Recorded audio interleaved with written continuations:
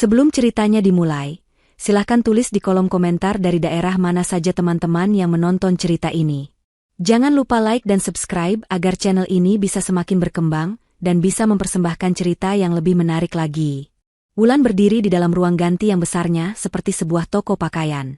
Di hadapannya, tergantung sebuah kemeja putih bersih yang terbuat dari sutra. Ia menyentuh kain kemeja itu. Terasa sangat halus dan dingin di jarinya.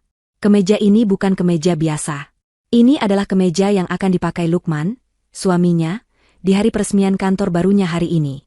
Bagi Wulan, hari ini adalah hari yang sangat penting. Ini adalah bukti dari semua mimpi mereka yang akhirnya menjadi kenyataan. Pintu di belakangnya terbuka. Lukman masuk ruangan hanya dengan handuk melilit pinggangnya. Rambutnya masih basah sehabis mandi. Ia melihat Wulan, lalu tersenyum melihat setelan jas mahal dan kemeja sutra yang sudah disiapkan istrinya. "Kamu memang yang terbaik," kata Lukman. Suaranya terdengar senang. Ia berjalan mendekat lalu memeluk Wulan dari belakang. "Kamu selalu tahu apa yang aku suka."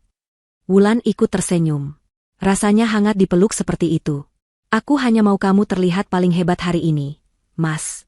Ini kan hari besarmu." "Ini hari besar kita berdua," kata Lukman, sambil mencium pipi Wulan. Mendengar kata, "kita," pikiran Wulan langsung kembali ke masa lalu. Ia teringat saat mereka pertama kali memulai semuanya. Kehidupan mereka dulu sangat berbeda. Mereka tidak punya ruang ganti sebesar ini. Mereka hanya punya satu lemari kayu kecil di kamar kontrakan mereka yang sempit. Dulu tidak ada kemeja sutra mahal. Lukman hanya punya beberapa kemeja biasa yang terkadang harus Wulan jahit jika ada kancingnya yang lepas. Setiap malam, setelah makan, Lukman akan duduk di meja makan kecil mereka. Ia akan mengeluarkan kertas-kertas dan mulai menjelaskan ide-ide bisnisnya. Matanya selalu terlihat bersemangat. Ia bercerita tentang perusahaan besar yang ingin ia bangun. Ia juga bermimpi punya gedung kantor yang tinggi miliknya sendiri. Wulan selalu mendengarkan dengan serius. Wulan berasal dari keluarga yang sangat kaya, tapi ia memilih untuk hidup sederhana bersama Lukman. Ia percaya pada kemampuan dan semangat suaminya. Ia berjanji dalam hati akan membantunya mencapai semua mimpi itu. Kesempatan itu datang ketika ayah Wulan meninggal. Wulan mendapat warisan yang jumlahnya sangat banyak. Ia bisa saja menggunakan uang itu untuk dirinya sendiri, tapi ia punya rencana lain. Ia ingin menggunakan uang itu untuk modal bisnis Lukman. Ia tidak memberitahu Lukman berapa banyak uang yang ia punya. Ia hanya bilang kalau ia punya sedikit uang lebih dari penjualan aset keluarga. Uang, sedikit, itu sebenarnya sangat banyak. Itulah yang menjadi modal pertama perusahaan Lukman. Uang itu dipakai untuk menyewa kantor, membayar gaji pegawai, dan semua keperluan lainnya. Setelah itu, Wulan terus memberikan suntikan dana tanpa sepengetahuan orang lain. Perusahaan Lukman pun berkembang sangat cepat. Wulan tidak pernah mau jabatannya ditulis di perusahaan. Ia juga tidak mau namanya ada di surat-surat kepemilikan. Baginya, melihat Lukman sukses dan bahagia sudah cukup. Ia senang menjadi kekuatan rahasia di balik kesuksesan suaminya. "Kamu lagi mikirin apa?" Suara Lukman membuat Wulan sadar dari lamunannya. "Aku hanya teringat waktu kita masih susah dulu," jawab Wulan pelan. "Sekarang semua terasa seperti mimpi." Lukman memegang wajah Wulan dengan kedua tangannya. Ia menatap mata istrinya dalam-dalam. "Semua ini tidak akan ada tanpa kamu, Wulan. Kamu adalah alasan semua ini bisa terjadi. Ingat itu." Wulan mengangguk. Ia sangat percaya pada kata-kata suaminya. Setelah Lukman selesai berpakaian dan terlihat sangat gagah, Wulan memberinya sebuah kotak kecil yang dibungkus rapi. "Ada hadiah untukmu," kata Wulan. Lukman membuka kotak itu. Di dalamnya ada sebuah jam tangan mewah yang sudah lama ia inginkan. Matanya langsung terlihat berbinar. "Sayang, ini kan mahal sekali." "Tidak apa-apa. Khusus untuk hari ini," kata Wulan. "Coba lihat bagian belakangnya." Lukman membalik jam tangan itu. Ada tulisan kecil yang terukir di sana. "Mitra sejatiku selamanya." Lukman terdiam sebentar, lalu ia memeluk Wulan dengan sangat erat. "Terima kasih, Wulan. Terima kasih sudah jadi istriku." Setelah sarapan, Lukman berangkat lebih dulu ke lokasi acara. Katanya ia harus memeriksa persiapan terakhir. Wulan melihat mobil suaminya pergi, hatinya terasa sangat damai dan bahagia. Ia punya waktu beberapa jam untuk bersiap-siap. Ia memilih gaun yang tidak terlalu mencolok. Gaun berwarna krem yang terlihat sopan dan anggun. Ia tidak mau penampilannya mengalahkan penampilan suaminya. Malam ini, Lukman adalah bintangnya. Saat sedang merapikan rambutnya di depan cermin, ponselnya berbunyi. Ada pesan masuk dari nomor yang tidak ia kenal. Ia membuka pesan itu karena penasaran. Isinya adalah sebuah foto. Foto seorang perempuan cantik yang sedang didandani di salon. Perempuan itu memakai gaun berwarna merah. Di bawah foto itu ada tulisan singkat. Sang ratu akan segera tiba di istananya. Wulan bingung membaca pesan itu. Siapa perempuan ini? Siapa yang mengirim pesan ini? Ia berpikir mungkin ini hanya iklan atau ada orang yang salah kirim nomor. Ia tidak mau memikirkannya. Ia tidak mau suasana hatinya yang sedang baik menjadi rusak karena hal aneh seperti ini. Ia langsung menghapus pesan itu. Tapi entah kenapa, ada perasaan tidak enak yang mulai muncul di hatinya. Perasaan aneh yang dingin dan mengganggu. Mobil hitam yang membawa Wulan berhenti di depan sebuah gedung yang sangat tinggi dan megah. Lobi gedung itu sudah dihias seperti tempat pesta. Seorang petugas membukakan pintu mobil untuknya. Begitu keluar, banyak cahaya kamera langsung menyorotnya. Para wartawan sudah menunggu di depan. Mereka mengambil fotonya berkali-kali sambil mengucapkan selamat. Wulan hanya tersenyum sopan kepada mereka. Ia lalu berjalan masuk melewati karpet merah. Pesta di dalam lobi itu sangat mewah. Langit-langitnya sangat tinggi, dihiasi lampu-lampu kristal besar yang berkilauan. Bau wangi bunga dan parfum mahal terasa di mana-mana. Ada alunan musik dari orkestra kecil di sudut ruangan. Para tamu yang datang adalah orang-orang penting. Ada banyak pengusaha terkenal, pejabat, dan orang-orang kaya lainnya. Mereka semua memakai pakaian yang sangat bagus. Wulan menarik napas. Ini adalah pesta impian Lukman, dan sekarang menjadi kenyataan. Beberapa tamu yang Wulan kenal datang menyapanya. Selamat malam, Bu Wulan. Acaranya luar biasa. Selamat ya, kata seorang tamu. Terima kasih, Pak. Silakan menikmati pestanya, jawab Wulan sambil tersenyum. Tapi Wulan merasa ada yang aneh. Cara orang-orang menatapnya terasa berbeda. Senyum mereka terasa tidak tulus.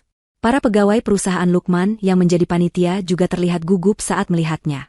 Mereka menyapanya dengan hormat, tapi mata mereka seperti menghindar. Wulan merasa suasana di pesta ini sangat janggal. Rasanya seperti ada sesuatu yang tidak beres, tapi ia tidak tahu apa. Ia mencari-cari Lukman di tengah keramaian. Akhirnya ia melihat suaminya. Lukman berdiri di tengah-tengah aula, dikelilingi oleh banyak orang penting.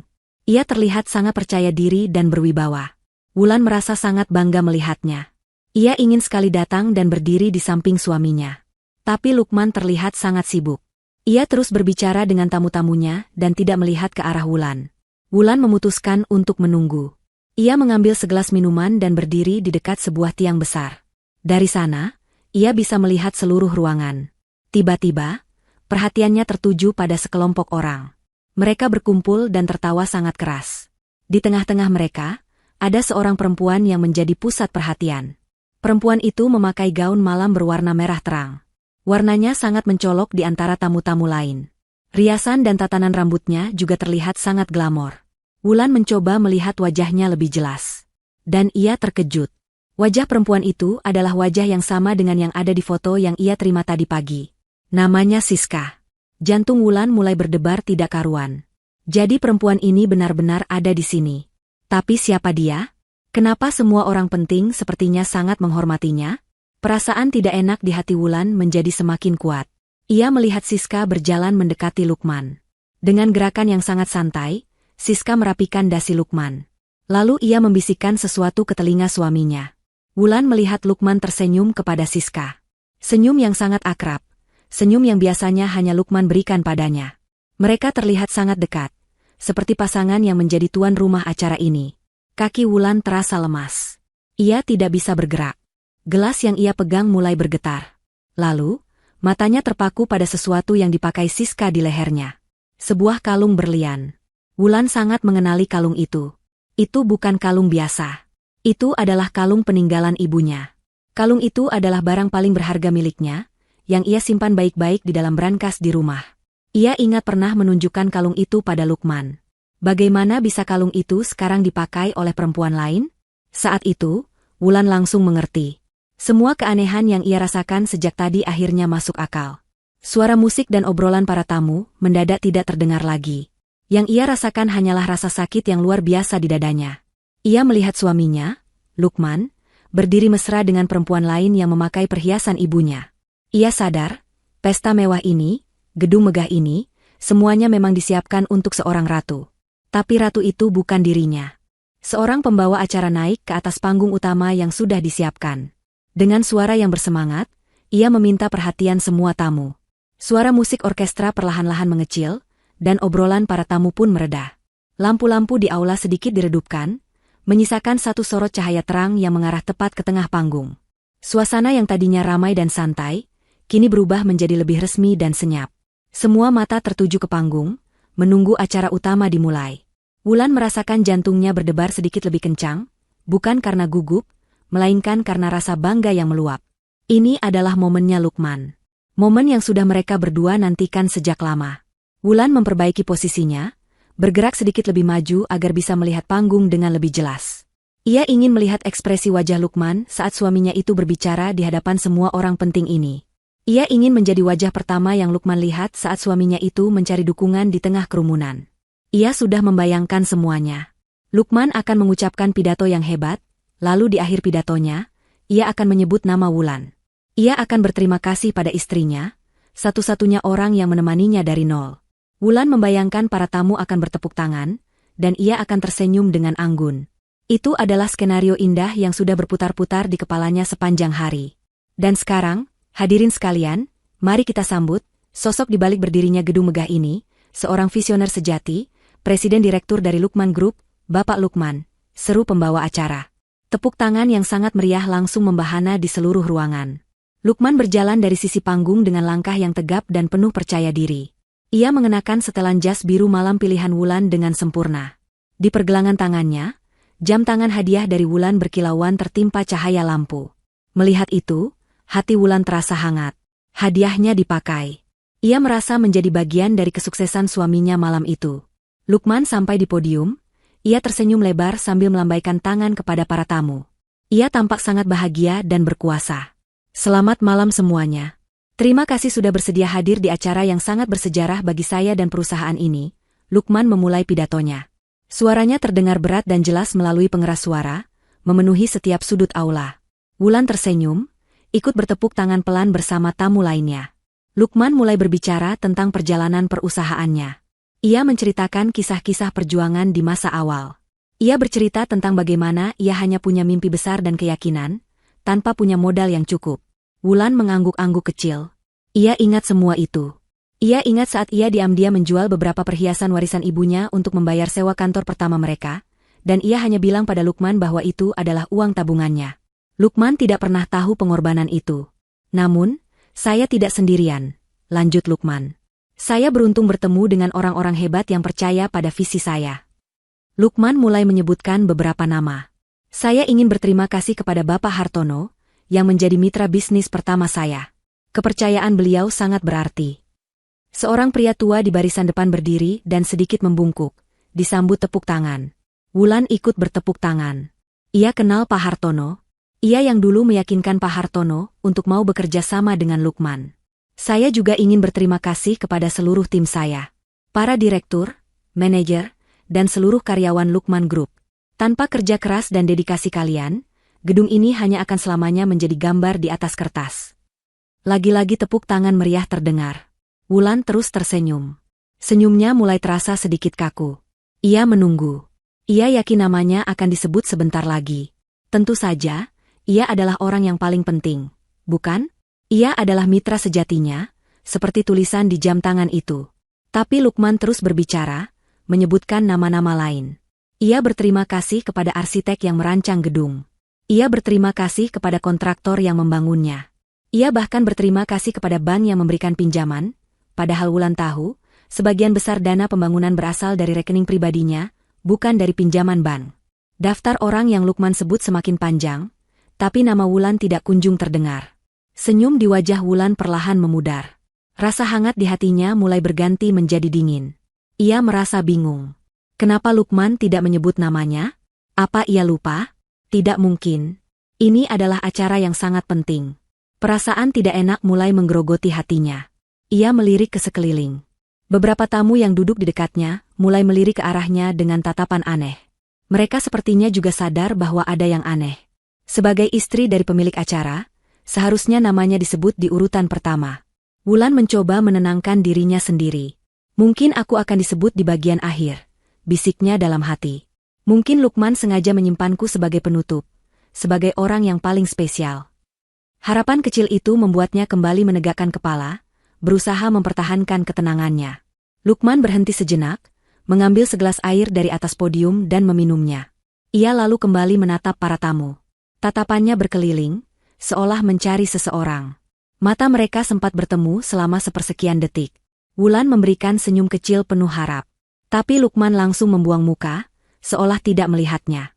Pandangannya terus berputar, dan akhirnya berhenti pada satu titik. Pada perempuan bergaun merah yang berdiri tidak jauh dari panggung. Pada Siska. Lukman tersenyum padanya. Senyum yang sangat berbeda. Dari semua orang hebat yang membantu saya, kata Lukman, suaranya kini terdengar lebih lembut dan personal. Ada satu orang yang perannya tidak bisa digantikan oleh siapapun. Seseorang yang menjadi sumber inspirasi sejati bagi saya. Seseorang yang datang di saat saya hampir menyerah, dan memberikan saya kekuatan baru untuk terus berlari. Dialah detak jantung dari perusahaan ini. Jantung Wulan berdebar sangat kencang. Inilah saatnya. Kalimat-kalimat itu pasti untuknya. Seluruh rasa cemasnya hilang seketika, berganti dengan kelegaan. Air mata haru mulai menggenang di pelupuk matanya. Ia sudah siap untuk berdiri dan menerima tepuk tangan. Lukman mengambil jeda yang terasa sangat lama. Ia menatap lurus ke arah Siska, senyumnya semakin lebar. Lalu, ia mengangkat tangannya dan menunjuk ke arah perempuan itu. Untuk itu, saya ingin mengundang sosok spesial itu ke atas panggung. Siska, bisakah kamu maju ke depan? Dunia Wulan seakan hancur berkeping-keping saat itu juga. Suara Lukman terdengar seperti guntur di telinganya. Tepuk tangan dari beberapa tamu terdengar seperti suara ejekan. Genangan air mata haru di matanya kini terasa panas, berubah menjadi air mata penghinaan. Ia melihat Siska tersenyum penuh kemenangan, lalu berjalan dengan anggun menuju tangga panggung.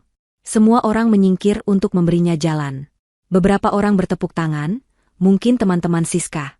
Tapi sebagian besar tamu hanya diam, menatap pemandangan aneh di depan mereka dengan bingung. Banyak dari mereka yang kemudian menoleh ke arah Wulan. Mereka menatapnya dengan campuran rasa kasihan dan penasaran. Wulan merasa telanjang. Ia merasa semua orang sedang menertawakan kebodohannya di dalam hati. Ia berdiri mematung di tempatnya, seluruh tubuhnya terasa kaku. Ia hanya bisa menatap panggung dengan tatapan kosong, sementara perempuan lain berjalan menuju suaminya untuk menerima pujian yang seharusnya menjadi miliknya. Siska menaiki tangga panggung dengan gerakan yang dibuat-buat seanggun mungkin. Setiap langkahnya penuh dengan rasa percaya diri dan kemenangan.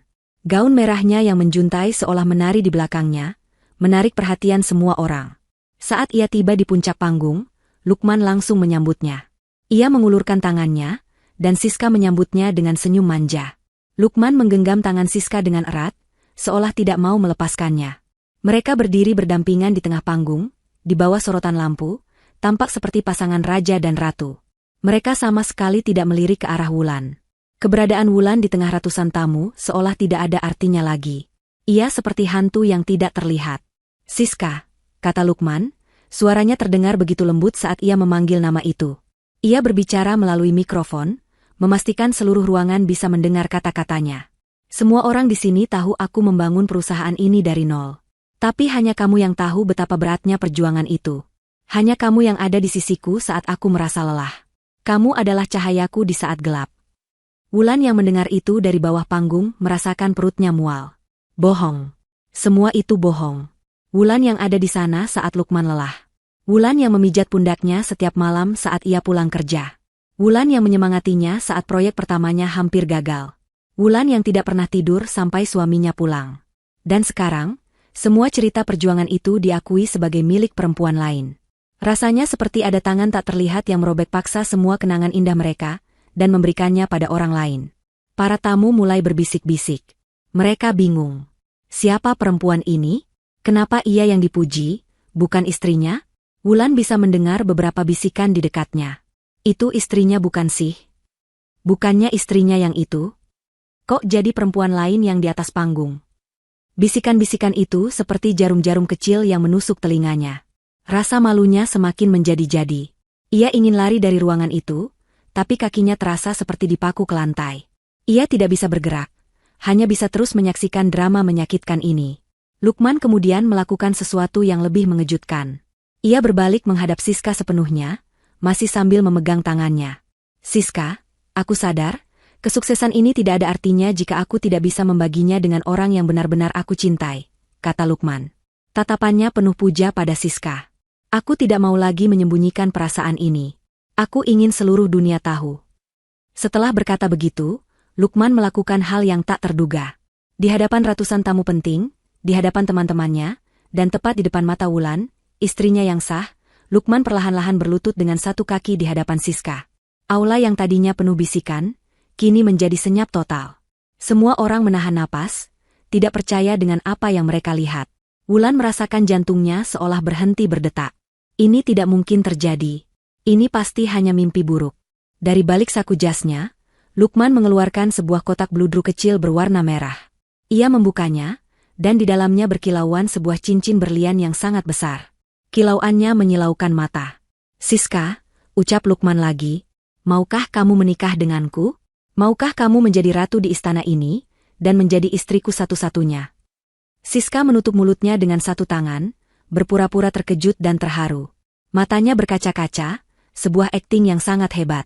Di saat yang bersamaan, seorang pelayan muncul dari belakang panggung, membawa sebuket bunga mawar merah yang sangat besar dan menyerahkannya pada Lukman. Melihat bunga itu, pertahanan terakhir Wulan runtuh. Mawar merah. Bunga kesukaannya. Lukman tahu itu. Lukman selalu memberinya mawar merah di setiap hari jadi pernikahan mereka. Lukman pernah berkata bahwa mawar merah adalah simbol cinta mereka yang membara. Dan sekarang, simbol cinta mereka itu sedang digunakan untuk melamar perempuan lain. Pengkhianatan ini terasa begitu sempurna, begitu kejam, dan begitu disengaja. Ya, tentu saja aku mau, jerit Siska dengan suara manja. Tepuk tangan kembali terdengar, kali ini lebih keras. Mungkin karena para tamu sudah terlalu kaget untuk diam. Lukman mengambil cincin itu dan memasangkannya di jari manis Siska. Siska mengangkat tangannya, memamerkan cincin itu kepada semua orang. Kilatan lampu kamera dari para wartawan yang diundang menyala tanpa henti, mengabadikan momen memalukan itu. Wulan menatap pemandangan di depannya. Lukman berdiri, memeluk dan mencium Siska di atas panggung. Mereka terlihat seperti pasangan paling bahagia di dunia. Rasa sakit di dada Wulan sudah mencapai puncaknya. Ia merasa sesak napas. Dunia di sekelilingnya terasa berputar dan buram. Tapi kemudian, sesuatu terjadi di dalam dirinya. Rasa sakit yang luar biasa itu perlahan berubah. Air mata yang siap tumpah tiba-tiba mengering. Rasa sesak di dadanya hilang, digantikan oleh sebuah kekosongan yang dingin. Pandangannya yang tadinya buram, kini menjadi sangat jernih dan tajam. Ia tidak lagi melihat suaminya yang ia cintai. Ia melihat seorang penipu. Ia tidak lagi melihat perempuan cantik. Ia melihat seorang pencuri. Di tengah kekacauan perasaan itu, satu hal menjadi sangat jelas di kepalanya. Semuanya harus berakhir. Di sini. Malam ini juga, ia tidak lagi merasa seperti korban yang lemah. Rasa sakit itu telah membakar habis semua cinta dan kesabarannya, menyisakan baja yang dingin dan keras. Kemarahan memberinya kekuatan. Penghinaan memberinya tujuan. Dengan gerakan yang tenang dan pasti, Wulan membalikkan badan, tidak lagi mau melihat panggung itu.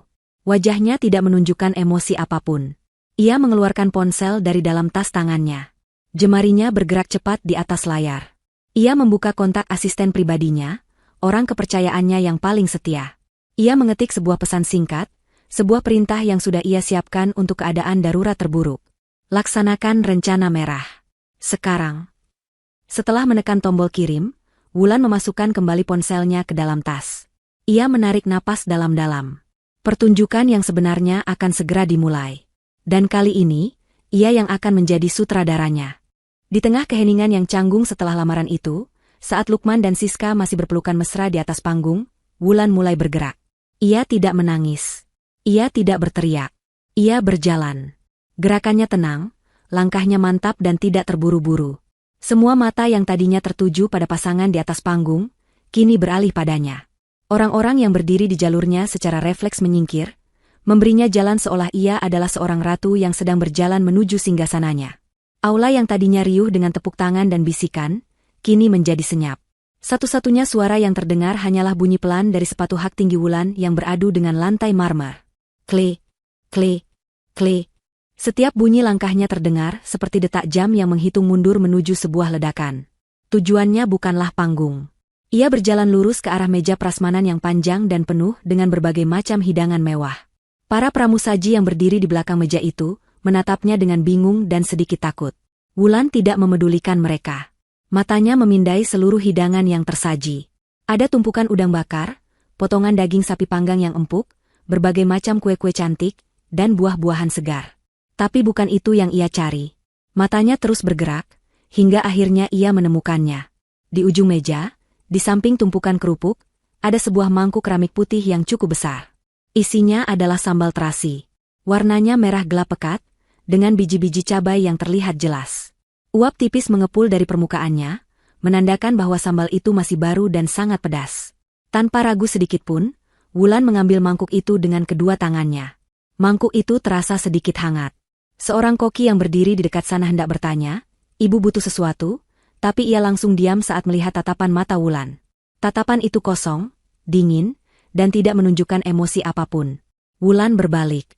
Kini ia berjalan kembali, membelah kerumunan yang semakin melebarkan jalan untuknya. Tujuannya sekarang sangat jelas, panggung utama. Di atas panggung, Lukman dan Siska akhirnya menyadari bahwa ada sesuatu yang aneh. Mereka berhenti berpelukan. Mereka melihat Wulan berjalan mendekat dengan sebuah mangkuk di tangannya. "Wulan? Kamu mau apa?" tanya Lukman, suaranya terdengar bingung. Ia pikir mungkin istrinya sudah gila. Siska, yang merasa posisinya sudah aman, tersenyum sinis. Ia pikir Wulan akan membuat keributan kecil yang memalukan. "Oh, sayang, sepertinya istrimu mau memberikan ucapan selamat," katanya pada Lukman dengan suara manja, cukup keras agar orang di sekitar panggung bisa mendengarnya. Wulan terus berjalan. Ia menaiki tangga panggung satu persatu. Langkahnya tetap tenang dan tidak goyah. Saat ia tiba di atas panggung, ia berdiri tepat di hadapan mereka berdua. Ia menatap Siska, dari ujung rambutnya yang ditata sempurna, gaun merah mahalnya, hingga cincin berlian di jarinya. Lalu, ia mengangkat mangkuk sambal itu tinggi-tinggi. Siska dan Lukman belum sempat bereaksi. Dalam satu gerakan cepat dan kuat, Wulan menyiramkan seluruh isi mangkuk itu tepat ke wajah dan tubuh Siska. Plok! Sambal terasi itu muncrat, mengenai wajah Siska yang penuh riasan mahal, rambutnya, lehernya, dan gaun merahnya yang kini dihiasi bercak-bercak merah gelap yang menjijikan. Bau terasi yang menyengat langsung memenuhi udara. Selama sepersekian detik, Siska hanya diam membeku karena kaget. Lalu, rasa pedas yang membakar mulai menjalar di kulit wajah dan matanya. Argrek. Siska menjerit dengan sangat kencang. Jeritannya bukan lagi jeritan manja, melainkan jeritan kesakitan yang sesungguhnya. Ia menggapai-gapai wajahnya, membuat riasannya semakin luntur dan bercampur dengan sambal, menciptakan pemandangan yang sangat kacau. "Panas. Mataku. Panas." Sebelum Lukman sempat menolong Siska, Wulan menjatuhkan mangkuk keramik kosong itu ke lantai. Praang. Mangkuk itu pecah berkeping-keping. Dengan kecepatan yang tidak terduga, Wulan maju selangkah dan tangannya menjambak sanggul Siska dengan sangat keras. Ia menarik rambut perempuan itu, hingga Siska yang sedang kesakitan langsung terduduk di lantai panggung. "Suka dengan sambutan hangat dariku, Jalang?" desis Wulan, suaranya terdengar rendah dan penuh kebencian. Ia menarik rambut Siska lebih keras lagi, membuat kepala perempuan itu tertarik ke belakang. "Lepaskan. Sakit. Tolong." Siska menangis, kini bukan lagi tangisan pura-pura. Ia benar-benar ketakutan. Wajahnya yang cantik kini terlihat mengerikan, penuh dengan sambal, air mata, dan ingus. "Wulan, hentikan. Kamu sudah gila," teriak Lukman. Ia akhirnya sadar dari keterkejutannya dan mencoba maju untuk memisahkan mereka. Wulan tidak melepaskan jambakannya. Ia hanya menolehkan kepalanya sedikit, menatap Lukman dengan tatapan yang belum pernah suaminya lihat seumur hidupnya. Tatapan itu lebih dingin dari es, lebih tajam dari pisau. "Sentuh aku," kata Wulan dengan suara pelan namun penuh penekanan. "Sentuh aku, dan detik ini juga kau jadi gelandangan." Ancaman itu, ditambah dengan tatapan mata Wulan yang mengerikan, membuat langkah Lukman terhenti. Ia terpaku di tempatnya. Ia melihat istrinya yang selama ini ia kenal sebagai perempuan lembut, penurut, dan penuh kasih sayang, telah berubah menjadi sosok yang sama sekali berbeda. Sosok yang kuat, kejam, dan membuatnya takut. Ia sadar, perempuan yang sedang berlutut sambil menjambak rambut selingkuhannya itu bukanlah perempuan lemah yang bisa ia injak-injak lagi. Panggung peresmian itu kini telah berubah menjadi arena pertarungan yang sunyi. Siska masih berlutut di lantai, Menangis kesakitan sambil sesekali memohon ampun, rambutnya masih berada dalam genggaman kuat tangan Wulan. Lukman berdiri mematung beberapa langkah dari mereka, wajahnya pucat pasi, antara marah dan takut. Ratusan pasang mata di bawah panggung menatap pemandangan itu dengan napas tertahan. Beberapa dari mereka bahkan sudah mengeluarkan ponsel dan mulai merekam. Suasana tegang itu terasa begitu pekat, seolah bisa diiris dengan pisau. Dengan tangannya yang bebas, Wulan meraih mikrofon yang ada di podium di dekatnya. Ia menarik mikrofon itu dari penyangganya. Terdengar bunyi decitan keras saat ia menyalakan tombolnya, suara yang berhasil menyadarkan semua orang bahwa pertunjukan ini belum berakhir. Ini baru permulaan. Wulan tidak melepaskan jambakannya pada Siska. Ia sengaja membuat perempuan itu tetap berlutut di kakinya, sebagai simbol kemenangannya. "Selamat malam semuanya," kata Wulan ke mikrofon. Suaranya tenang, datar, dan sangat jelas. Suara itu menggema ke seluruh penjuru aula, membuat semua orang merinding. "Maaf atas hiburan pembuka yang sedikit berantakan ini." Ada nada sarkasme yang sangat tajam dalam kata-katanya. Ia berhenti sejenak, membiarkan semua orang mencerna kalimatnya. "Banyak dari kalian mungkin bingung dengan apa yang terjadi. Jadi, izinkan saya untuk memperkenalkan diri dengan benar." Wulan mengangkat dagunya sedikit. "Nama saya Wulan Wijoyo. Dan saya adalah pemilik sah dari semua yang kalian lihat malam ini." Lukman tersentak. "Wulan, jangan bicara omong kosong. Hentikan semua ini," teriaknya, mencoba mengambil alih kendali. Wulan menoleh padanya, tatapannya menghina. "Diam kau, pengemis," katanya dengan dingin, sebelum kembali berbicara ke mikrofon. Pria yang berteriak itu, Lukman, mungkin namanya yang terpasang di depan gedung ini. Tapi nama itu tidak punya arti apa-apa. Karena setiap senti dari gedung yang kalian pijak ini, dari lantai marmernya sampai lampu kristalnya, dibeli lunas. Dengan uang saya. Terdengar suara gumaman kaget dari para tamu. Wulan melanjutkan, suaranya semakin tegas dan kuat. "Perusahaan yang kita rayakan malam ini, Lukman Group, didirikan dengan modal awal yang 100% berasal dari uang warisan almarhum ayah saya. Pria ini," Wulan menunjuk Lukman dengan dagunya, "datang kepada saya 7 tahun lalu tanpa punya apa-apa selain mimpi. Dan saya, dengan bodohnya, memberikan segalanya untuk mewujudkan mimpi itu. Uang saya, waktu saya, kepercayaan saya." Wulan berhenti lagi. Kali ini ia menatap lurus ke arah para wartawan yang sibuk mengabadikan setiap detiknya. "Jadi, jika kalian ingin menulis berita, tulislah berita yang benar. Pria ini bukan pengusaha jenius. Dia hanyalah seorang boneka yang saya danai. Seorang benalu yang hidup dari harta istrinya. Itu tidak benar. Dia bohong. Semua itu bohong." Lukman berteriak panik. Wajahnya sudah merah padam karena marah dan malu. Keringat mulai membasahi pelipisnya. Ia tahu reputasinya sedang dihancurkan di depan semua kolega bisnisnya. "Bohong?" Wulan tertawa kecil, tawa yang terdengar mengerikan. "Kau yakin mau bilang aku bohong?" Wulan memberi isyarat dengan kepalanya kepada seseorang di bawah panggung. Asisten pribadinya, seorang perempuan muda yang sigap, langsung mengangguk dan mengetik sesuatu di laptopnya. Sesaat kemudian, layar raksasa di belakang panggung yang tadinya menampilkan logo Lukman Group, kini berubah. Di layar itu muncul gambar-gambar dokumen dengan sangat jelas. Salinan bukti transfer bank dengan nilai miliaran rupiah dari rekening pribadi Wulan. Salinan akta kepemilikan tanah dan gedung atas nama Wulan Wijoyo. Bahkan salinan anggaran dasar perusahaan yang menunjukkan bahwa sumber modal awal berasal dari sebuah perusahaan induk yang ternyata 100% sahamnya juga milik Wulan. Seluruh aula menjadi gempar. Bukti-bukti itu tidak bisa dibantah. Semua yang dikatakan Wulan adalah kebenaran. Lukman menatap layar itu dengan mata terbelalak. Tubuhnya gemetar hebat. Ia tidak tahu kalau Wulan secerdas dan seteliti ini. Ia pikir Wulan adalah istri bodoh yang mudah ditipu. Ia salah besar. Siska, yang masih berlutut, juga melihat ke layar. Tangisnya berhenti. Wajahnya yang belepotan sambal kini menunjukkan ekspresi syok dan tidak percaya.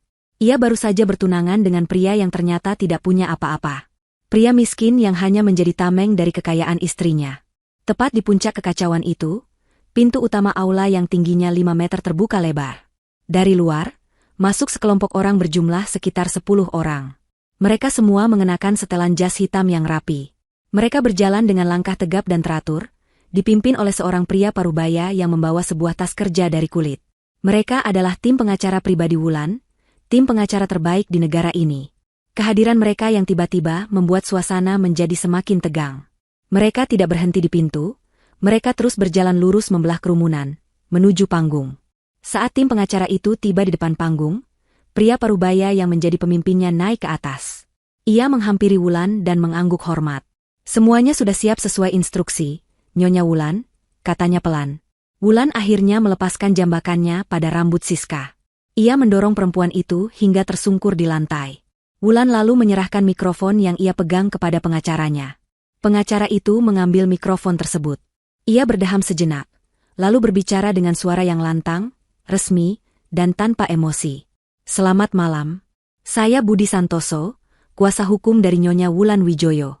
Berdasarkan bukti-bukti kepemilikan aset yang sah dan tidak dapat diganggu-gugat, serta surat kuasa penuh yang kami pegang, dengan ini kami menyatakan, ia berhenti sejenak, menatap langsung ke arah Lukman yang sudah lemas seperti tidak bertulang. Bahwa surat tugas dan seluruh wewenang Bapak Lukman sebagai Direktur Utama Lukman Group dicabut secara permanen. Efektif detik ini juga. Pernyataan dari pengacara Wulan menggantung di udara seperti sebuah vonis.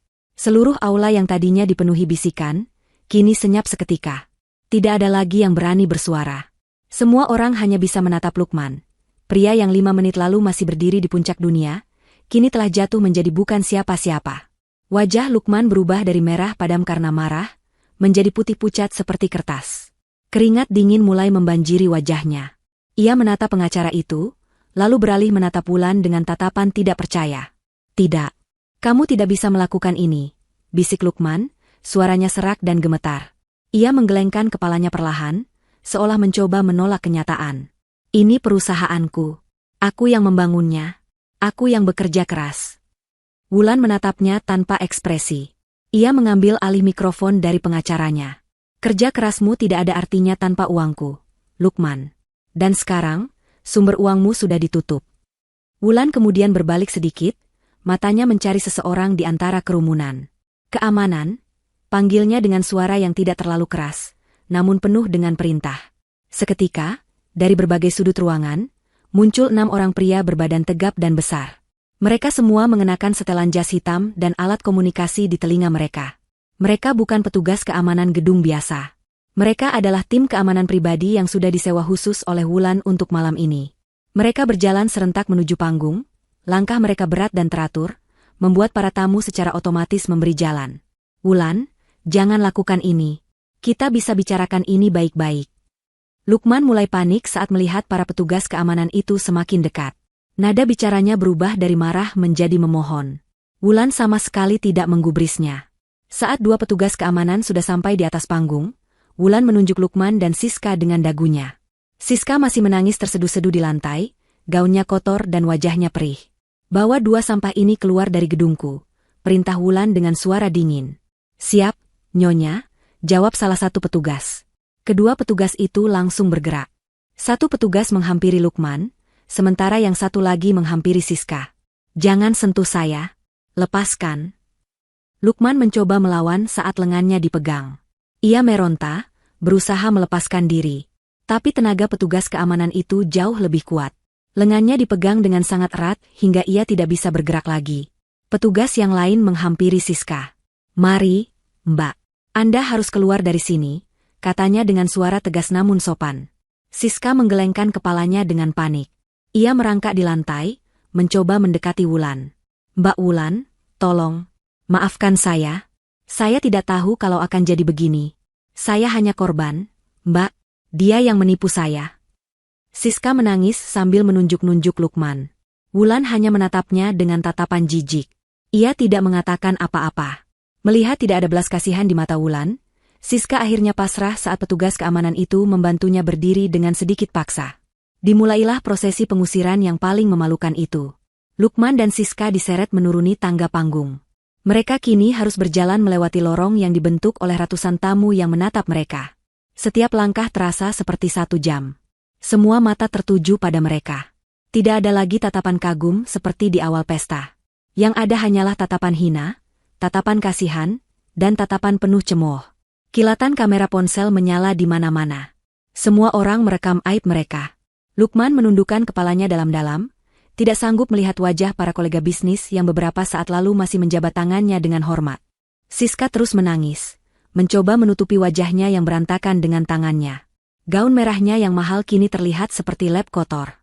Mereka diseret terus, melewati meja-meja prasmanan yang penuh makanan lezat, melewati panggung orkestra yang sudah berhenti bermain, menuju pintu keluar yang terbuat dari kaca. Perjalanan dari panggung ke pintu keluar yang jaraknya hanya sekitar 50 meter itu terasa seperti perjalanan menuju neraka bagi mereka berdua. Saat mereka hampir sampai di pintu keluar, Wulan kembali berbicara melalui mikrofon. Suaranya kembali menggema di seluruh aula, memastikan semua orang, termasuk Lukman dan Siska, bisa mendengarnya dengan jelas. Tunggu sebentar. Kedua petugas keamanan itu berhenti, tepat di depan pintu. Lukman dan Siska juga berhenti, dengan secercah harapan bodoh bahwa mungkin Wulan berubah pikiran. Wulan berbicara kepada kepala tim keamanannya yang berdiri di dekat panggung. Pak, sebelum mereka benar-benar keluar, tolong pastikan mereka tidak membawa apapun yang dibeli dengan uang saya. Kepala keamanan itu mengangguk. Baik, Nyonya. Apa saja yang harus kami ambil? Ambil dompet dan ponsel pria itu, kata Wulan sambil menunjuk Lukman. Ambil juga tas tangan dan semua perhiasan yang dipakai perempuan itu. Kalung itu terutama. Dan jangan lupa, kunci mobil yang ada di saku pria itu. Mobil itu juga atas nama saya. Perintah itu adalah pukulan terakhir yang menghancurkan sisa-sisa harga diri Lukman dan Siska. Ini bukan hanya pengusiran, ini adalah pelucutan total. Kepala keamanan itu berjalan menghampiri mereka. Ia dengan sigap mengambil dompet tebal dan ponsel keluaran terbaru dari saku jas Lukman. Lukman tidak melawan lagi, tenaganya sudah habis. Kemudian, petugas itu beralih ke Siska. Dengan sedikit paksa, ia merebut tas tangan desainer dari genggaman Siska. Lalu ia berkata, "Maaf, Mbak, kalungnya." Siska gemetar hebat saat petugas itu membuka kaitan kalung berlian peninggalan Ibu Wulan dari lehernya. Ia juga diminta melepaskan anting dan gelang berlian yang ia pakai. Semua perhiasan itu kini berada di tangan petugas keamanan. Terakhir, petugas itu mengambil kunci mobil mewah dari saku Lukman. "Sudah, Nyonya," lapor kepala keamanan itu kepada Wulan. "Bagus," jawab Wulan singkat. "Sekarang, kalian boleh pergi." Petugas keamanan itu lalu mendorong pelan punggung Lukman dan Siska, menggiring mereka keluar dari pintu kaca. Pintu itu tertutup di belakang mereka, meninggalkan mereka di trotoar depan gedung yang dingin, tanpa uang, tanpa ponsel, tanpa identitas. Hanya dengan pakaian kotor yang melekat di badan dan rasa malu yang akan mereka tanggung seumur hidup. Di dalam, Wulan berdiri tegak di atas panggungnya. Ia menang. Setelah pintu kaca tertutup dan dua aib dalam hidupnya itu lenyap dari pandangan, Wulan menarik napas dalam-dalam. Aula masih senyap, semua tamu masih terpaku di tempat mereka, mencoba mencerna kejadian luar biasa yang baru saja mereka saksikan. Wulan tahu ia harus mengambil kendali penuh atas situasi ini. Ia tidak boleh terlihat goyah sedikit pun. Ia kembali melangkah ke tengah panggung. Ia menatap ratusan tamunya dengan tatapan yang tenang dan berwibawa. "Hadirin sekalian," katanya melalui mikrofon. Suaranya kini terdengar berbeda. Bukan lagi suara istri yang marah, melainkan suara seorang pemimpin. "Saya mohon maaf atas gangguan yang kurang menyenangkan tadi. Anggap saja itu sebagai proses bersih-bersih internal perusahaan." Beberapa orang di antara para tamu tertawa kecil mendengar kata-kata Wulan. Suasana yang tadinya tegang mulai sedikit mencair. "Acara peresmian malam ini memang tidak berjalan sesuai rencana," lanjut Wulan. "Tapi saya ingin meyakinkan Anda semua, para mitra bisnis, klien, dan sahabat sekalian, bahwa perusahaan ini berada di tangan yang jauh lebih baik sekarang. Di bawah manajemen baru saya, perusahaan ini akan berjalan dengan integritas, kejujuran, dan akan menjadi lebih kuat dari sebelumnya. Saya jamin itu." Setelah pidato singkat itu, Wulan mengangguk sopan. "Terima kasih atas kehadiran Anda semua. Dengan ini, acara saya nyatakan selesai. Silakan menikmati hidangan yang tersisa sebelum pulang." Para tamu bertepuk tangan. Kali ini tepuk tangan mereka terdengar tulus dan penuh kekaguman. Mereka melihat sosok perempuan yang luar biasa di atas panggung. Perempuan yang dihancurkan di depan umum, namun bangkit kembali dalam hitungan menit untuk merebut kembali semua miliknya dengan cara yang sangat elegan dan brutal. Beberapa jam kemudian, pesta sudah benar-benar berakhir. Aula yang tadinya ramai kini sudah kosong dan sepi. Wulan tidak pulang. Ia justru naik lift menuju lantai teratas, ke ruang direktur utama. Ruangan yang tadinya disiapkan untuk Lukman. Di dalam ruangan itu, sudah menunggu tim pengacaranya dan asisten pribadinya yang setia, Rina. "Kerja bagus, Rina. Semua berjalan sesuai rencana, kata Wulan sambil duduk di kursi kebesaran di belakang meja kayu jati yang kokoh. Kursi itu terasa sangat pas untuknya. Terima kasih, Bu. Semua rekaman dari 5 kamera tersembunyi sudah saya amankan, jawab Rina sambil menunjukkan sebuah tablet. Kualitas gambar dan suaranya sangat jernih. Wulan mengangguk puas. Rencana merah bukan hanya tentang pengambil alihan perusahaan. Bagian terpentingnya adalah tentang menguasai cerita. Ia tidak mau ada simpang siur atau gosip yang salah. Ia mau semua orang tahu kebenaran versi dirinya. Edit videonya, perintah Wulan. Saya tidak mau video penuh. Buat video highlight berdurasi 5 menit. Masukkan bagian saat Lukman melamar Siska. Lalu masukkan bagian saat saya menyiram sambal dan menjambaknya. Kemudian, bagian terpenting, saat saya berpidato dan menunjukkan semua bukti di layar. Akhiri dengan adegan pengusiran mereka. Tidak perlu musik, biarkan suara aslinya saja. Baik, Bu. Captionnya bagaimana? Tanya Rina. Wulan berpikir sejenak. Buat yang singkat dan faktual. Tulis saja, malam peresmian Lukman Tower. Saat suami melamar selingkuhan di depan istri sah, dan sang istri mengambil kembali semua hartanya detik itu juga. Rina tersenyum kecil. Caption yang bagus, Bu. Akan saya tambahkan beberapa tagar. 20 menit kemudian, video itu sudah siap. Rina, atas perintah Wulan, mengunggah video itu secara serentak ke semua platform media sosial yang ada. Instagram, Twitter, Facebook, TikTok, dan YouTube. Awalnya tidak terjadi apa-apa. Hanya ada beberapa like dari teman-teman dekat Rina. Tapi kemudian, bola salju itu mulai menggelinding. Seseorang dengan banyak pengikut membagikan video itu. Lalu dibagikan lagi oleh akun gosip besar. Dalam waktu kurang dari 1 jam, video itu meledak. Puluhan ribu, kemudian ratusan ribu, lalu jutaan orang menonton video itu. Kata kunci, Wulan, Lukman, dan Siska Sambal, langsung menjadi trending topik nomor 1 di seluruh negeri. Kolom komentar di setiap platform dibanjiri oleh puluhan ribu komentar. Semuanya mendukung Wulan. Ini baru istri Sultan. Keren banget ibunya. Rasain lo pelakor, disiram sambal terasi. Hahaha. Lukman itu contoh laki-laki tidak tahu diri. Sudah dibiayai istri malah ngelunjak. Wajah Siska yang belepotan sambal dan wajah panik Lukman saat diusir langsung dijadikan bahan meme yang tersebar di mana-mana. Mereka berdua menjadi musuh publik nomor 1 dalam semalam. Sementara itu, Wulan dielu-elukan sebagai pahlawan. Ia menjadi simbol kekuatan perempuan yang berani melawan. Tagar seperti Karma Pelakor, Wulan the Real Queen, dan istri Sultan balas dendam merajai media sosial. Keesokan paginya, semua portal berita online besar memberitakan skandal itu di halaman depan mereka. Skandal berdarah di malam peresmian Lukman Tower, tulis salah satu judul berita. Kisah Wulan Wijoyo, istri yang mengambil kembali kerajaannya, tulis yang lain. Cerita itu menjadi berita nasional. Wulan duduk di kantor barunya, menyesap teh hangat sambil melihat semua kekacauan itu dari layar besar di dindingnya. Ia melihat cuplikan videonya diputar berulang-ulang di program berita pagi. Ia melihat para pengamat dan selebriti memberikan komentar, semua memuji keberaniannya. Ia telah berhasil mengendalikan narasi sepenuhnya. Lukman dan Siska tidak punya kesempatan untuk membela diri. Tanpa ponsel dan uang, mereka lumpuh total. Saat itulah Rina masuk ke ruangannya. Pagi, Bu, sapa Rina. Stasiun TV berita nomor 1 di Indonesia baru saja menelepon. Mereka meminta wawancara eksklusif dengan Ibu untuk program talk show utama mereka besok pagi. Apa yang harus saya katakan pada mereka? Wulan memutar kursinya, menjauh dari layar yang menampilkan berita tentang dirinya. Ia menatap asistennya dengan senyum tipis yang tenang dan penuh percaya diri. Katakan pada mereka, jawab Wulan. Saya bersedia. Saat pintu kaca yang berat itu tertutup di belakang mereka, Lukman dan Siska seolah terlempar ke dunia yang berbeda. Dari dalam gedung, masih terdengar samar-samar suara musik dan keramaian pesta yang meriah. Tapi di luar sini, di trotoar yang dingin di bawah cahaya lampu jalan, yang ada hanyalah keheningan yang memalukan. Angin malam yang tadinya terasa sejuk, kini terasa menusuk tulang.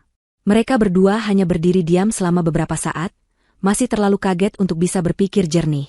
Lukman menatap gedung pencakar langit yang tadinya menyandang namanya. Lampu-lampu di gedung itu tampak seperti sedang mengejeknya. Siska adalah yang pertama kali sadar dari keterkejutannya. Rasa sakit akibat sambal di wajahnya kini kalah oleh rasa sakit akibat penghinaan dan kehancuran harapannya. Ia menoleh ke arah Lukman, matanya yang bengkak menatap penuh kebencian. Ini semua salahmu, jerit Siska, suaranya serak karena menangis. Kamu bilang kamu kaya. Kamu bilang perusahaan itu milikmu. Ternyata kamu pembohong. Kamu tidak punya apa-apa. Lukman, yang harga dirinya sudah hancur lebur, langsung tersulut emosinya. Salahku? Kamu pikir ini salahku? Balasnya dengan suara keras. Kalau saja kamu tidak serakah dan terus memaksaku untuk memamerkanmu, semua ini tidak akan terjadi. Ini semua gara-gara kamu, perempuan matre. Mereka mulai bertengkar hebat di pinggir jalan. Saling menunjuk, saling menyalahkan, dan saling memaki. Beberapa pejalan kaki yang lewat menatap mereka dengan aneh. Pasangan yang terlihat kaya dengan pakaian pesta yang mahal, tapi bertengkar seperti orang gila di trotoar. Siska yang sudah tidak tahan lagi, mencoba pergi. Tapi ia baru sadar, ia tidak punya apa-apa. Tasnya, ponselnya, dompetnya, semua sudah diambil. Aku mau pulang. Isak Siska. Pulang kemana? Apartemenmu juga dibayar pakai uang Wulan. Mungkin sekarang barang-barangmu sudah dilempar keluar. Ejek Lukman dengan kejam. Kenyataan pahit itu memukul mereka berdua. Mereka benar-benar tidak punya apa-apa dan tidak punya tempat tujuan.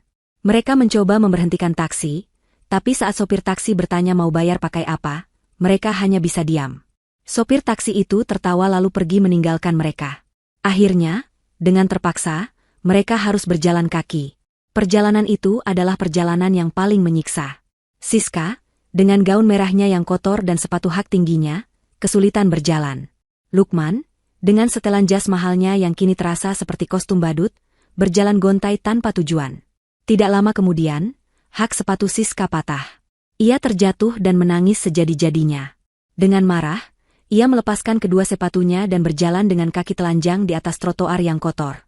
Setelah berjalan entah berapa lama, mereka akhirnya sampai di gedung apartemen mewah tempat Siska tinggal. Benar saja kata Lukman. Saat Siska mencoba menggunakan kartu aksesnya, kartu itu sudah tidak berfungsi.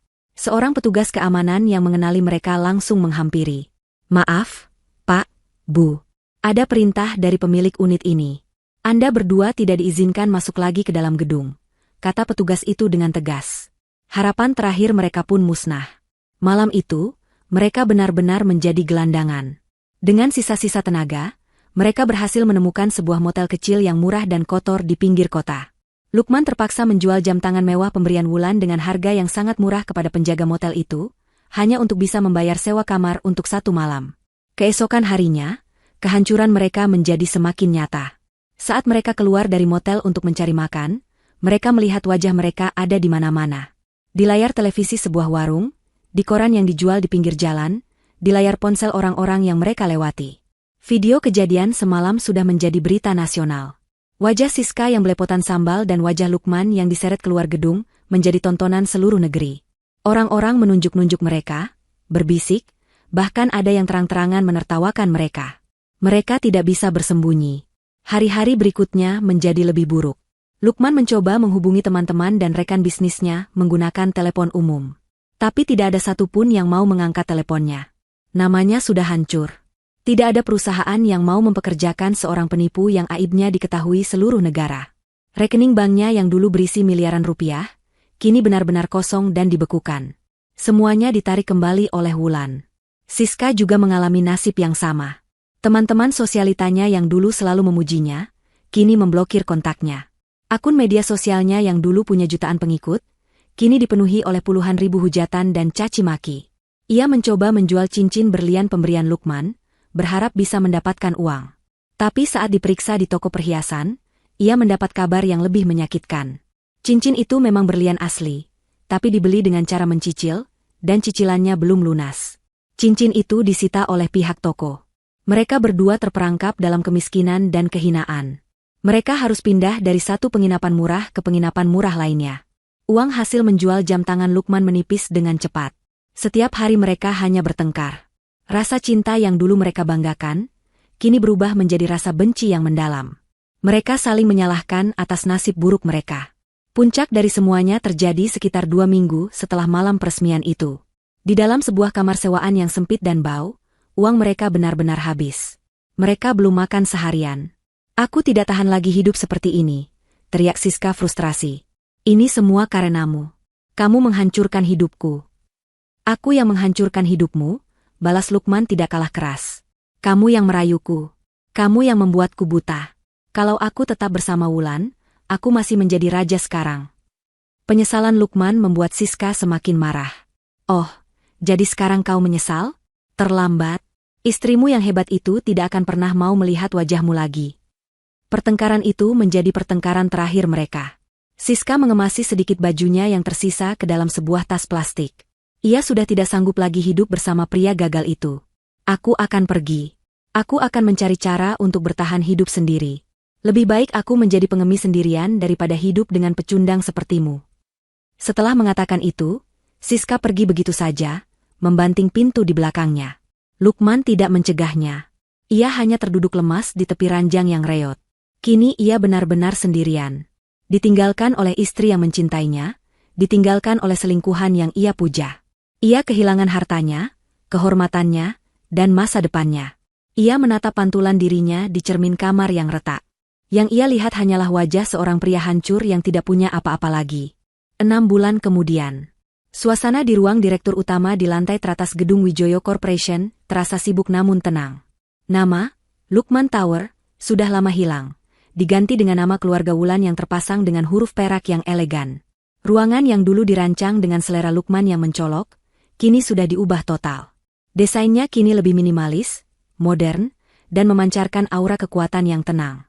Dindingnya dihiasi lukisan-lukisan abstrak, dan di sudut ruangan, bukan lagi mawar merah yang ada di dalam vas, melainkan rangkaian bunga lili putih yang segar.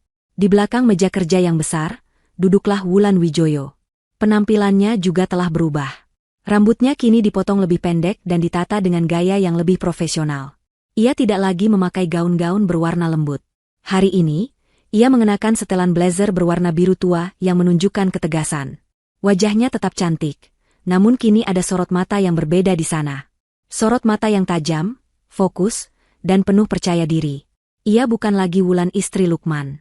Ia adalah Ibu Wulan Wijoyo, CEO dari Wijoyo Corporation, salah satu pebisnis wanita yang paling disegani di negeri ini. Di hadapannya, duduk beberapa direktur perusahaan. Wulan sedang memimpin rapat penting tentang rencana ekspansi perusahaan ke pasar Eropa. Ia berbicara dengan lancar, menjelaskan data-data rumit dengan bahasa yang sederhana dan mudah dimengerti. Ia menguasai setiap detail dari proyek itu. Para direktur, yang sebagian besar adalah pria-pria yang lebih tua darinya, mendengarkan dengan penuh perhatian dan rasa hormat. Tidak ada yang berani meremehkannya. Dalam 6 bulan, Wulan telah membuktikan bahwa ia bukan sekadar pewaris harta. Ia punya otak bisnis yang cemerlang, mungkin bahkan lebih cemerlang dari Lukman. Di bawah kepemimpinannya, keuntungan perusahaan justru meningkat 2 kali lipat. Setelah rapat selesai dan para direktur keluar dari ruangannya, Wulan menyandarkan punggungnya di kursi. Ia merasa sedikit lelah, tapi juga sangat puas. Ia telah berhasil membangun kembali kerajaannya di atas puing-puing pengkhianatan. Ia tidak hanya bertahan, ia berkembang pesat. Kisahnya telah menjadi inspirasi bagi banyak orang, terutama bagi kaum perempuan. Beberapa minggu setelah kejadian di malam peresmian itu, ia menerima undangan wawancara eksklusif dari stasiun televisi ternama. Dalam wawancara itu, ia tidak sekalipun menjelek-jelekan nama Lukman. Ia hanya menceritakan kisahnya dari sudut pandang seorang perempuan yang belajar untuk menjadi kuat. Ia berbicara tentang pentingnya memiliki kendali atas hidup dan aset pribadi. Ia berbicara tentang bagaimana sebuah pengkhianatan bisa menjadi titik balik untuk menemukan kekuatan sejati di dalam diri. Wawancara itu membuatnya semakin dikagumi. Ia menjadi ikon baru, simbol dari perempuan yang tidak mau ditindas. Asistennya, Rina, masuk ke dalam ruangan sambil membawa sebuah tablet.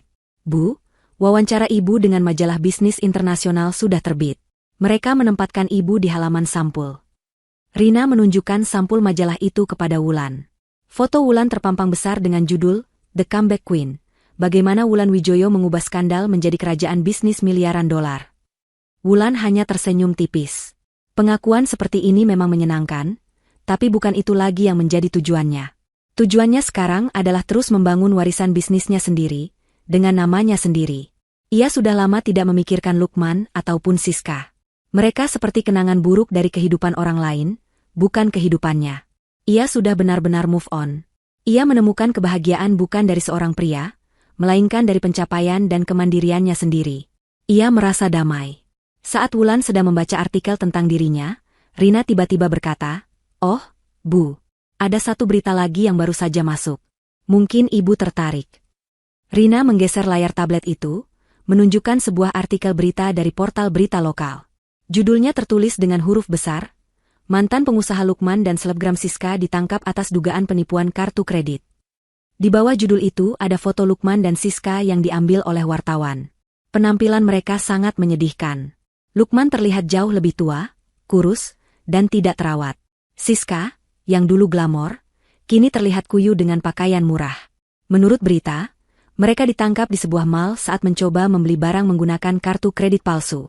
Nilainya bahkan tidak seberapa. Sebuah kejahatan kecil yang menyedihkan, yang menunjukkan betapa rendahnya kehidupan mereka sekarang. Ternyata setelah berpisah, mereka bertemu lagi dan mencoba bekerja sama untuk melakukan kejahatan-kejahatan kecil demi bertahan hidup. Wulan menatap foto itu selama beberapa detik. Tidak ada rasa senang, tidak ada rasa benci, tidak ada rasa kasihan. Hatinya benar-benar kosong. Mereka sudah menjadi orang asing baginya. Nasib mereka bukan lagi urusannya. Ia mengembalikan tablet itu kepada Rina. Ia bahkan tidak membaca isi beritanya sampai selesai. Terima kasih informasinya, Rina, kata Wulan dengan nada datar. Ia lalu berdiri dari kursinya, berjalan menuju jendela besar yang menghadap ke pemandangan kota Jakarta. Dari ketinggian ini, mobil-mobil di bawah terlihat seperti semut. Ia menatap keramaian kota di bawahnya dengan tatapan tenang. Tolong siapkan semua dokumen untuk rapat dengan investor dari Jerman jam 2 nanti, kata Wulan, tanpa mengalihkan pandangannya dari jendela. Dan tolong pesankan saya makan siang. Apa saja boleh. Baik, Bu, jawab Rina, lalu keluar dari ruangan dengan diam. Wulan masih berdiri di sana, menatap kerajaannya yang terbentang luas. Ia sudah menang. Bukan hanya karena para pengkhianat itu mendapatkan karma mereka. Kemenangan sejatinya adalah saat ia sadar bahwa kebahagiaan dan nasib mereka sudah tidak penting lagi baginya. Ia telah menemukan kedamaian dalam kekuatannya sendiri. Pertunjukan sudah berakhir, dan sang ratu yang sesungguhnya kini duduk dengan tenang di atas singgasananya. 3 tahun telah berlalu sejak malam yang mengubah segalanya. Di sebuah aula hotel bintang 5 yang megah, ratusan tamu duduk dengan hikmat. Mereka bukan kolega bisnis atau investor, melainkan para aktivis perempuan, jurnalis, mahasiswa, dan beberapa pejabat pemerintah. Di atas panggung, Wulan Wijoyo berdiri di belakang podium, namun kali ini suasananya sangat berbeda. Ia tidak sedang mengumumkan keuntungan perusahaan atau rencana ekspansi bisnis. Hari ini adalah hari peresmian Yayasan Wijoyo Bangkit, sebuah organisasi nirlaba yang ia dirikan dengan dana pribadinya. Wulan yang berdiri di panggung hari ini adalah versi yang lebih matang dan bijaksana. Ia mengenakan gaun batik modern yang sederhana namun sangat berkelas, memancarkan keanggunan dan kebanggaan akan warisan budayanya. Sorot matanya tenang, dan senyumnya tulus. Yayasan ini lahir dari sebuah pengalaman pribadi. Wulan memulai pidatonya, suaranya terdengar jelas dan mantap. Saya pernah berada di titik di mana saya merasa dunia saya runtuh karena sebuah pengkhianatan. Saat itu, saya beruntung. Saya punya sumber daya, saya punya kekuatan finansial, dan saya punya keberanian untuk melawan dan mengambil kembali apa yang menjadi hak saya. Tapi saya sadar, di luar sana ada ribuan, bahkan jutaan perempuan yang tidak seberuntung saya. Ia berhenti sejenak, matanya menatap para hadirin satu persatu. Banyak perempuan yang terperangkap dalam hubungan yang merugikan, baik secara emosional maupun finansial. Mereka dimanipulasi, harta mereka dikuras, dan mereka dibiarkan hancur tanpa bisa melawan karena tidak punya kekuatan. Yayasan Wijoyo Bangkit didirikan untuk mereka. Kami akan menyediakan bantuan hukum gratis, pendampingan psikologis, dan modal usaha bagi para perempuan yang ingin memulai kembali hidup mereka. Kami ingin memberikan mereka alat yang mereka butuhkan untuk bangkit, sama seperti saya dulu. Tepuk tangan yang sangat meriah membahana di seluruh ruangan. Wulan tidak lagi dilihat sebagai seorang CEO yang kejam, melainkan sebagai seorang pahlawan dan sumber inspirasi. Ia telah berhasil mengubah lukanya yang paling dalam menjadi sumber kekuatan bagi orang lain. Itulah kemenangan terbesarnya. Setelah acara selesai, Wulan duduk di sebuah meja di sudut restoran hotel bersama Rina, asistennya yang kini sudah menjadi kepala staf sekaligus sahabat terdekatnya. Pidatonya luar biasa, Bu. Sangat menyentuh, kata Rina sambil tersenyum. Terima kasih, Rina. Ini semua juga tidak akan terjadi tanpamu, jawab Wulan. Mereka tidak lagi berbicara sekaku dulu. Hubungan mereka sudah lebih santai dan akrab. Ngomong-ngomong, Bu, Rina memulai dengan sedikit ragu. Saya dengar kabar. Lukman sudah bebas dari penjara bulan lalu. Wulan hanya mengangguk pelan sambil menyesap tehnya. Ia tidak terkejut.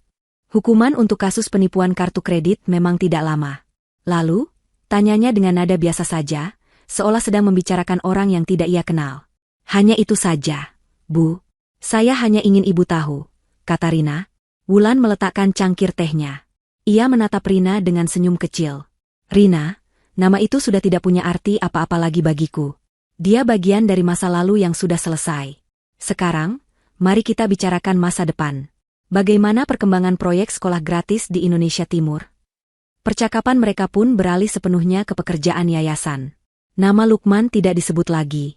Di belahan lain kota Jakarta yang padat dan kumuh, Lukman berjalan gontai menyusuri gang sempit.